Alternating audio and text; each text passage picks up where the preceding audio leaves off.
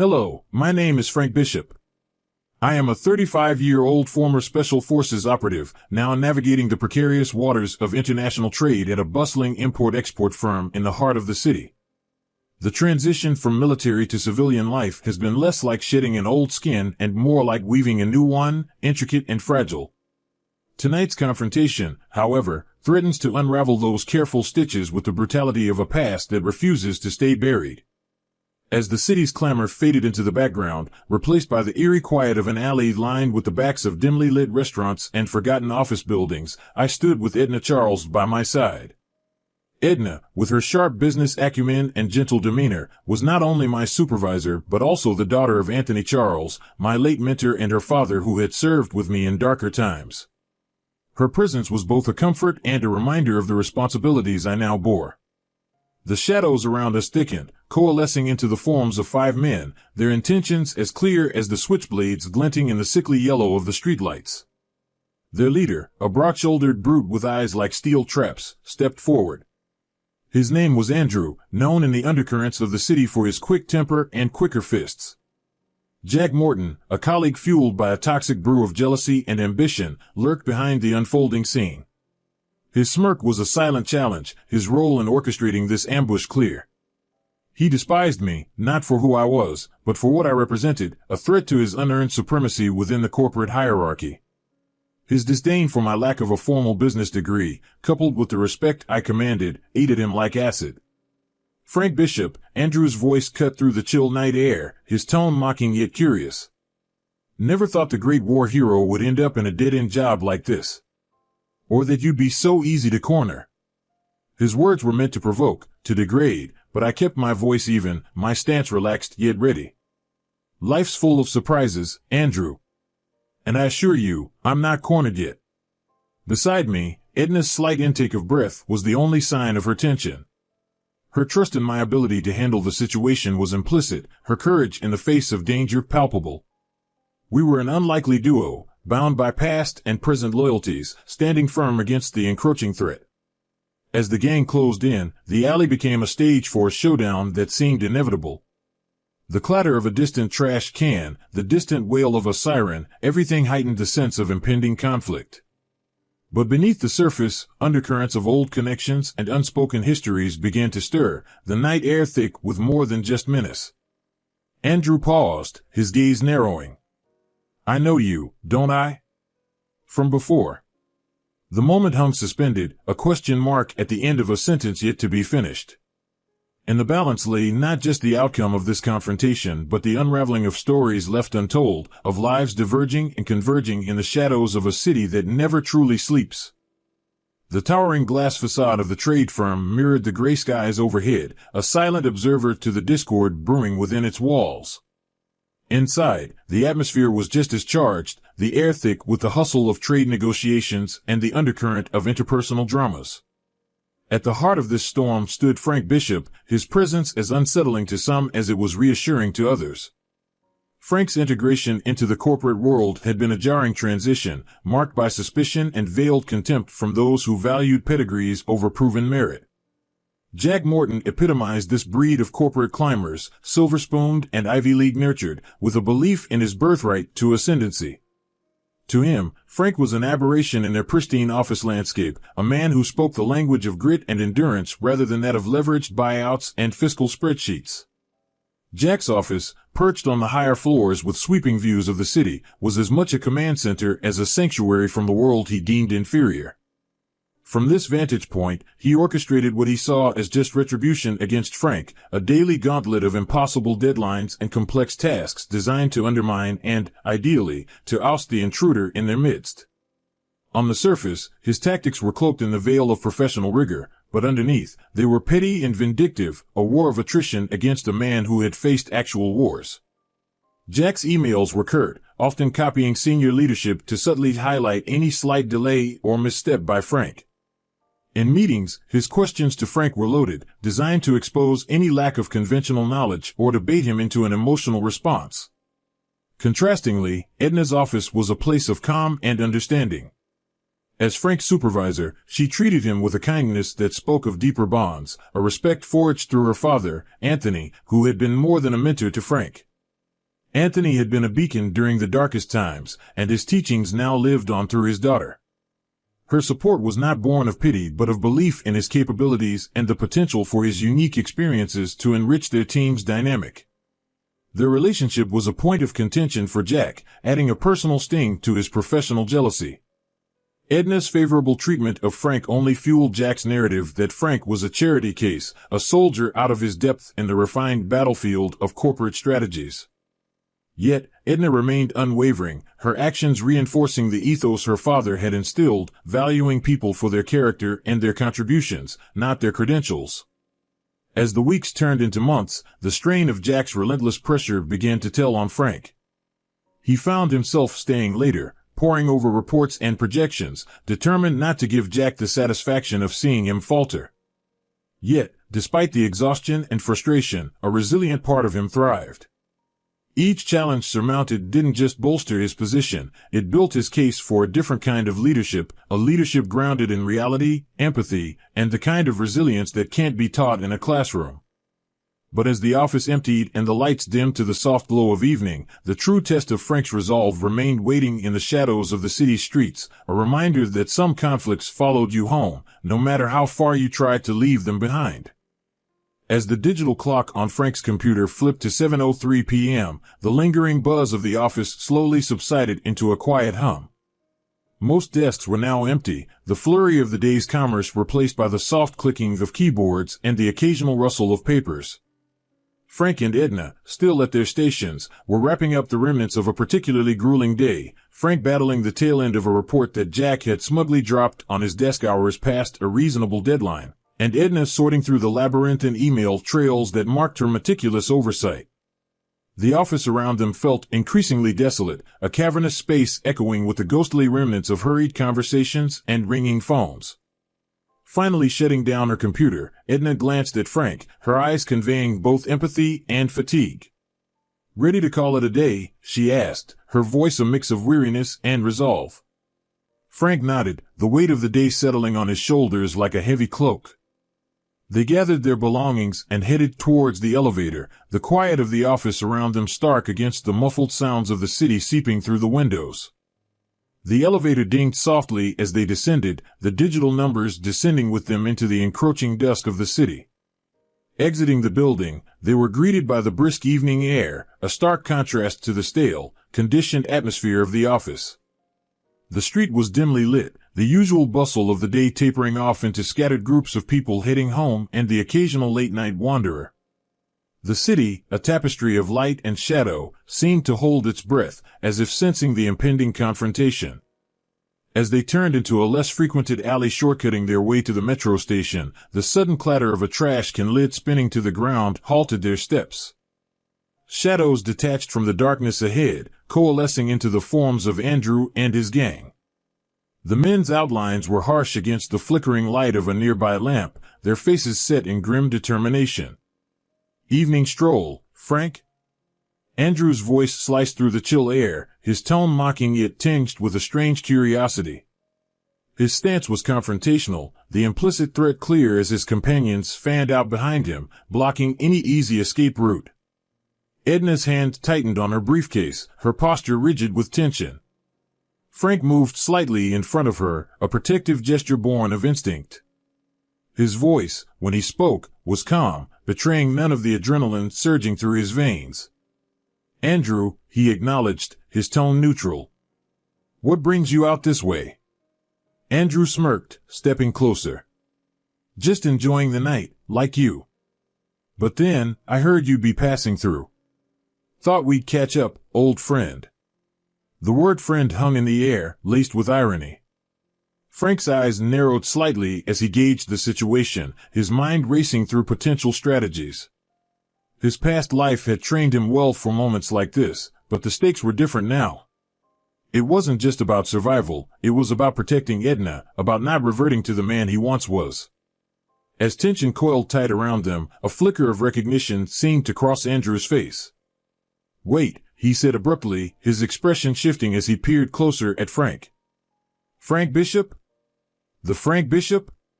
The question hung between them, a thread of past recognition that momentarily loosened the tension. This unexpected recognition shifted the dynamics, the shadows of forgotten connections starting to emerge from the depths of Andrew's memory. The night, filled with the potential for violence, now teetered on the brink of an unforeseen revelation. Under the dim glow of the street lamp, the alley was a chessboard of shadows and light, with Frank and Edna unwittingly positioned as central pieces. Andrew's eyes narrowed, his brain ticking through the archives of his memory where Frank's name had been stored, not as a foe, but as an ally in a forgotten chapter of his tumultuous life. "You're the Frank Bishop?" Andrew repeated, the aggression in his posture subtly ebbing as he connected the dots. A hint of respect, or perhaps it was recognition, altered the timbre of his voice. "You saved my cousin's life back in Kabul." "Hell, I didn't realize." "Man, you've changed." The gang members behind Andrew shifted uneasily, exchanging glances filled with confusion. They had come expecting a simple show of force, but the sudden change in their leader's demeanor left them uncertain. Jack, who had been lurking in the background, felt the control slip from his grasp. He stepped forward, frustration contorting his features. "What's this, Andrew?" "We had a deal," he hissed, trying to salvage the situation by reigniting the conflict. But Andrew ignored him, his focus entirely on Frank. "Yeah, we were both there when the market district went up. Never got a chance to thank you properly." His voice carried a genuine note of gratitude that seemed to muffle the urban noises surrounding them. Frank, still on high alert, relaxed marginally but kept his body angled protectively towards Edna. "That was a long time ago, Andrew." "I was just doing my job," he responded, the soldier in him never far from the surface. A chuckle escaped Andrew, softening his rugged features. "Job or not, you did more than most would. Can't let a debt like that go unpaid." He gestured to his gang, and as if a spell had been broken, they slowly withdrew, the tension draining from their postures like air from a punctured tire. Jack's face reddened, a vein throbbing at his temple. "Are you kidding me? After all the planning?"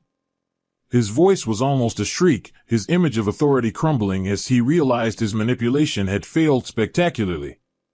Ignoring Jack's tantrum, Andrew took a step towards Frank, extending his hand in a gesture that bridged the past and present. "I owe you. And an oath's an oath, no matter the years or the miles." As Frank shook his hand, the weight of the past momentarily anchored them in mutual respect, a soldier's camaraderie that transcended their current circumstances. Edna, witnessing the exchange, felt a mix of awe and relief. Her eyes met Frank's, and in that glance, there was an unspoken acknowledgement of the complexity of his past life. With Andrew's departure, the alley regained some of its ordinary calm, the earlier threat now diffused into the night air. Jack, however, remained, his figure deflated and his plans thwarted. He glared at Frank and Edna, the humiliation of the evening marking him more deeply than any physical wound. Frank, aware of the need to address the lingering threat Jack posed, turned to him with a steady gaze. "Jack, this isn't the way to settle whatever grievances you have. It's time we cleared the air, back in the office, with clear heads."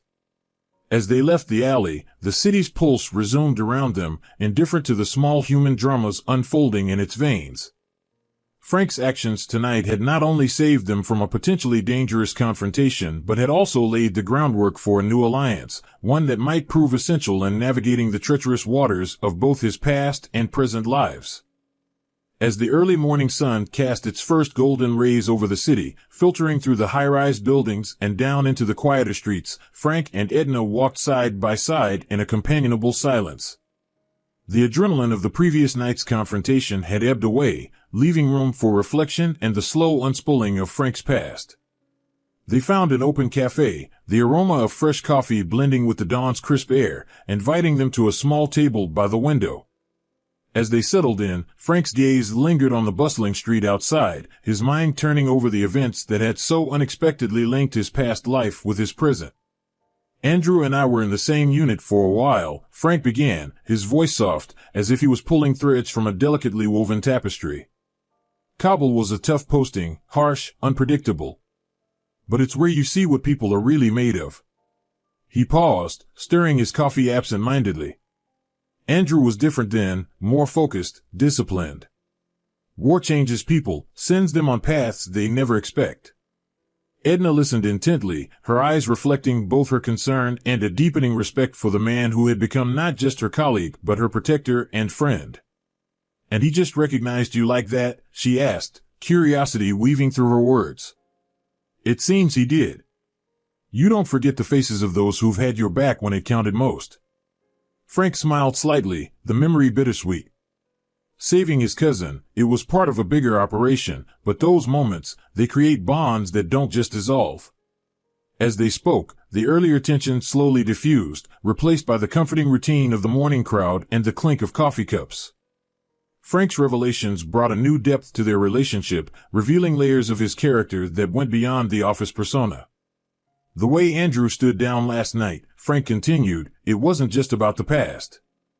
It's about acknowledging debts of honor, even outside the battlefield." His eyes met Edna's, steady and clear.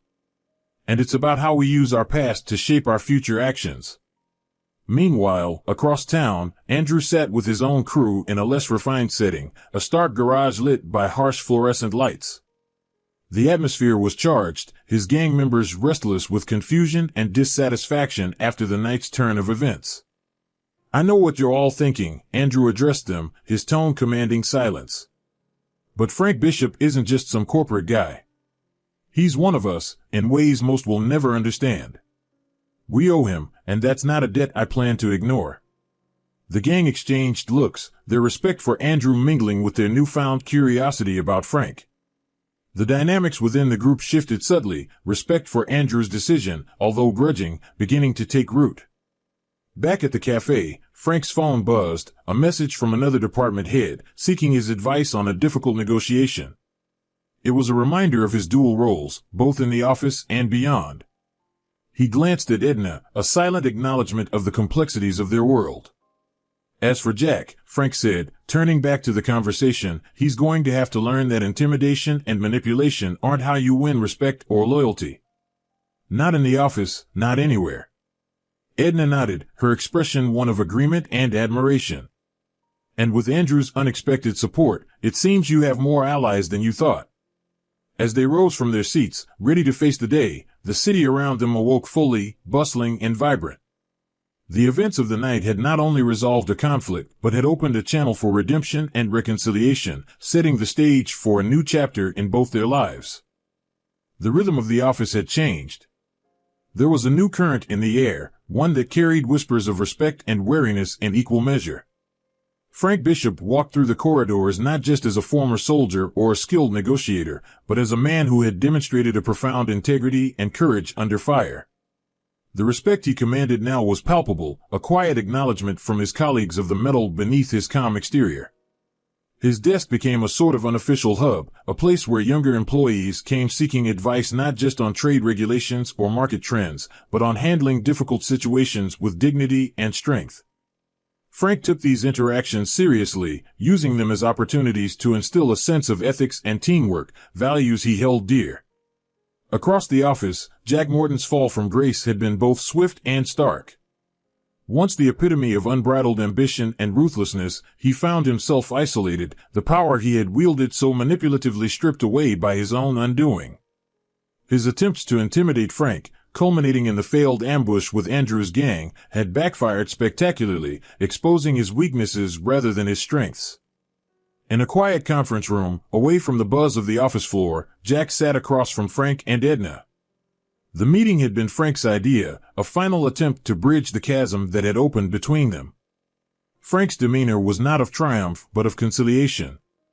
"Jack, this isn't just about what happened that night," Frank began, his voice even. "It's about how we move forward, how we learn from our mistakes." Jack, his pride battered but his survival instincts intact, nodded slowly. I didn't see it before," he admitted, his voice low. "I saw your background as a threat, not as something that brought something different, valuable to the table." The admission was painful but necessary, a first step toward rebuilding his career and his self-respect. Edna, ever the mediator, facilitated the dialogue, ensuring it remained constructive. "We all bring different strengths to the table," she said. Recognizing and utilizing those strengths, that's what makes a team effective, not just individual achievements. Meanwhile, Frank's burgeoning relationship with Andrew brought a new dimension to his life outside the office. Andrew had introduced him to community projects, ways in which he could contribute to the city's underprivileged areas. Together, they worked on initiatives that used their leadership and survival skills for peacebuilding and youth training programs. It was a different kind of battle, one for the hearts and minds of those at risk of falling through society's cracks. In quieter moments, often while looking out over the city from his apartment window, Frank reflected on his journey. The battles fought, both overseas and within the sterile confines of corporate offices, had shaped him in ways he was only beginning to understand. He thought of Anthony, Edna's father, who had once told him that the real battles were fought not on the field but within oneself. The city stretched out before him, lights twinkling like stars fallen to earth, each one a story, a life intertwined with countless others. Frank's thoughts turned to the future, to the possibilities that lay ahead. He had hopes of reducing conflicts, of building bridges where there had been barriers. And as he turned from the window back to the stack of papers on his desk, he carried with him not just the weight of past wars, but the promise of peace. The journey from soldier to peacemaker, from a lone fighter to a team leader, had been fraught with challenges, but as he prepared for another day, Frank knew that every step was a step towards something greater, not just for him, but for everyone.